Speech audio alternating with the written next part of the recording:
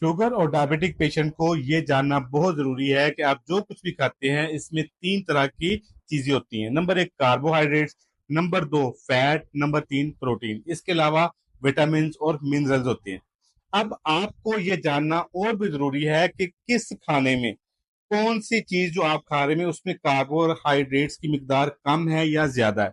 आपने कोशिश ये करनी है कि आप वो खाने खाएं जिनमें कार्बोहाइड्रेट्स कम है और जिनमें कार्बोहाइड्रेट ज्यादा है, जैसे गंदम से बनी हुई तमाम चीजें, बेकरी आइटम पे मौजूद तमाम चीजें, बोतल में, डब्बे में प्रोसेस्ड जितनी भी चीजें होती हैं वो तमाम की तमाम चीजें उसमें कार्बोहाइड्रेट्स की मिकदार ज्यादा होती है।